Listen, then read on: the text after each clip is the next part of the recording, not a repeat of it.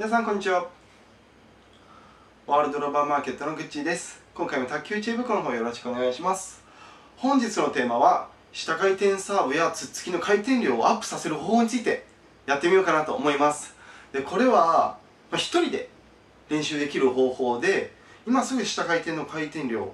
そしてツッツキ系下系の回転系の打法が回転が強くなるっていうおすすめのやり方を紹介します。でこれは本当に練習の合間とかよく中学校であるのは1台につき2人以上で練習する時ってありますよね。でその時に余ってしまう人、順番待ちの人が待っている間にあることをすることによってツッツキの感覚を鍛えれる、下回転サーブのかけ方のコツをつかむっていうことができるやり方になります。なのでかなり人数が多いところとか練習がなかなかできない方はおすすめですね。で実際私もこれを仕事中にやったりします。でそのやり方です。それは一つだけです、やり方は。で下回転とツッツキの感覚、回転量を上げるのはまず左手を用意します。でこの左手はちょっと受ける感じですね。ちょっとこう曲げてもらって、で45度斜めにしてもらって、で右手です。で右手は利き腕側ですね。ラケット握ってる方でこういう体勢です。ちょっとチョップするような感じの体勢で、ここでこういうふうにやるとツッツキの回転量、そしてサーブの時のこのかける瞬間の感覚、この叩き方が非常に近いということが分かりました。で全国回っててもツッツキの回転のかき方が分からない、インパクトが分からない、その当たった瞬間のガツッっていう擦れ方ですね、やっぱり感覚がないとできないのですが、こうやって自分で一人で素早く10回です。10回を1セットして考えて、12345678910、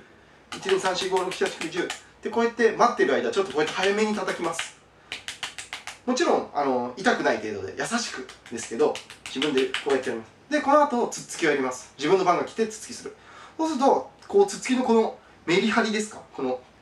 擦る時のインパクト時のこの瞬時の切る感覚が非常に発達します。これちょっとそんなのはないだろうっていうふうに思ってる方はちょっと試しにやってみてください。ほんで朝一とか特にスロースターターの方ですね、1回戦とかで手ガチガチのこう緊張してる人とかは最初にこう試合前にこうやってやって10回1セットを23回ぐらい繰り返して、で試合の時になった時には下回転サーブのこの切る感覚っていうのがしっかり体が手も温まってますし、手首のこのスナップもしっかり強くなっているので、朝一の一番最初の試合からブチギレの下を出すことができます。硬い状態だとやっぱ浮いたり震えてこうナックルになってドーンっていっちゃって、相手にドカーンって打たれちゃってビビって負けちゃうんですけど、最初からブチギレの下とかツッツキブチギルっていうことができます。ぜひこのやり方初心者の方から、中学生とか練習できない方からスロースターターの方、そして私みたいな社会人の方ですね、なかなか練習に恵まれてない、その何ていうんですかね、練習時間がほとんど取れてない方はこうやって一人でこうやってやると感覚が維持できる。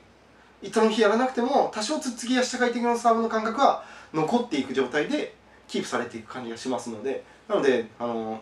当に回転量アップしたい方はこのやり方おすすめです。もう一度言います。この左手で受け皿を作って45度の角度で、